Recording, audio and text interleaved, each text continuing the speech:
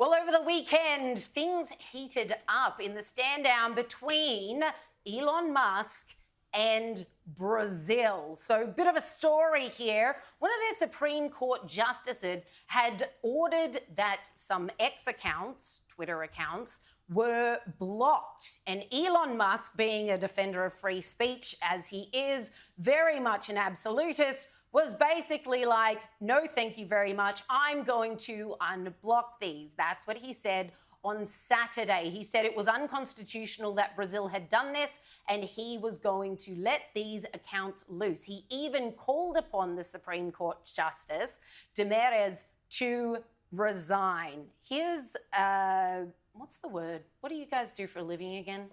Talk? I don't know.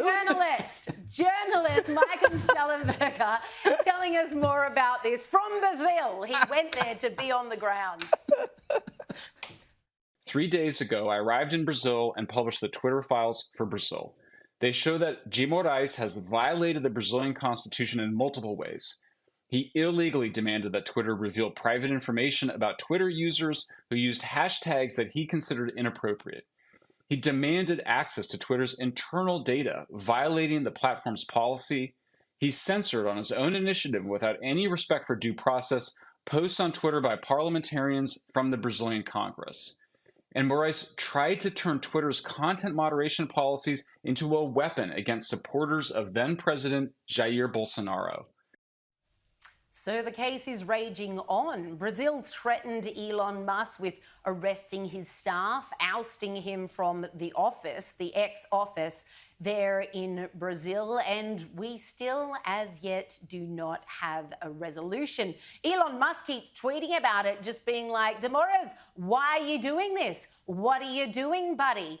And recently shared this to his platform, Twitter. He says, X Corp has been forced by court decisions to block certain popular accounts in Brazil. We have informed those accounts that we have taken this action.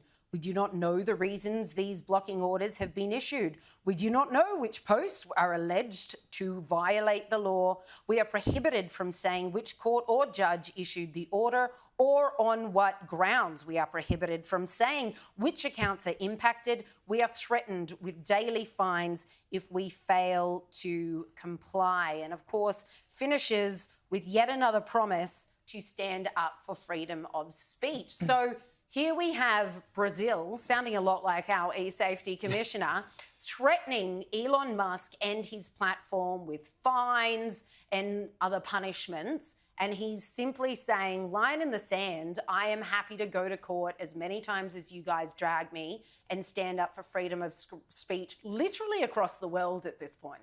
The outrageous thing about this is not only, I mean, you've just talked about it, but not only are they saying you've got to block these accounts, but you're not allowed to tell the public which accounts are being blocked, and you're not allowed to give any reasons for it. I mean, can you get more totalitarian than that? That's exactly what it is. It's totalitarianism. And, what is happening in Brazil is arguably worse than what's happened with the e-safety commissioner, because the e-safety commissioner is like a quasi-governmental organisation. This is the judiciary doing it. Yeah. Now, that's not to say that that could never happen here or anywhere else. It could always happen. Matter of time. It could always happen anywhere, and it's the same as controlling the media. Social media is another form of media, except that this involves not people who are paid to be here like us. It involves people who do it, for free because it's a place to share and gather and talk about information. When the government starts dictating what can and cannot be said, you have no free speech. And when you have no free speech, you have no other rights. Free speech is the most sacrosanct of all rights, because without that, you cannot defend any other right. If the judiciary or the government or a quasi-government organisation or the communications ministry wants to come up with a misinformation, disinformation bill, wants to tell you as a social media user, or us as a news organisation, or Channel 9 or Channel 7 or the Sydney Morning Herald or anyone else, what they can and cannot say, you are stepping in and stopping people from having the most basic right of all. Well, the war against free speech continues all around the Western world, and it even affects football followers. Now, on April Fool's Day, which was very appropriate, the Scottish Government introduced hate speech laws, which made it illegal to stir up hate against protected identity groups. And of course, we talked about that last week, how within just 24 hours, there were literally thousands of complaints, because you can complain about somebody saying something unkind. Your complaint can be anonymous, it can be online, so you don't even need to speak to a police officer, and the police have guaranteed they will investigate every single complaint. So the police force were immediately overwhelmed, and ironically, we talked about this, most of the complaints were about the First Minister of Scotland himself, who has a bit of a thing about white people. No, sorry, James. He has a thing about white people, yes. As he likes to say. That's exactly how he said it. Now, the problem was they had thousands of complaints, but that was before the weekend. And on the weekend, Liz, there was a massive soccer game. And, you know, soccer hooligans are known for their chants, and they can be a little bit racial at times. And this was the comedy of these laws, is that lawyers were warning and police confirmed that not only could people at the stadium complain about hate speech from other supporters, but get this, people watching the game in the comfort of their lounge room at home, listening to the chants on TV, they could ring up police and they could report a hate crime coming through the television set into their lounge room.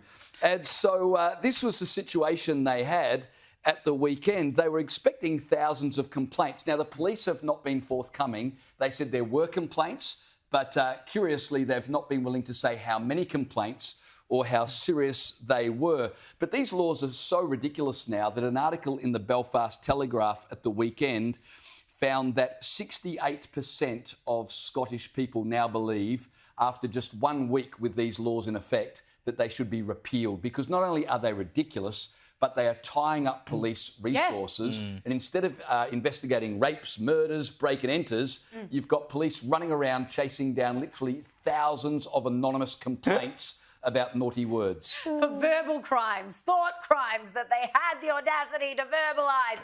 This is just unbelievable, especially to anyone who's been to a soccer game. Same with footy games, really. I mean, some of Soccer the is next level, break though. out. Soccer is next level. I went to a Perth Glory game years ago, and I can't repeat the chants because they were so illicit.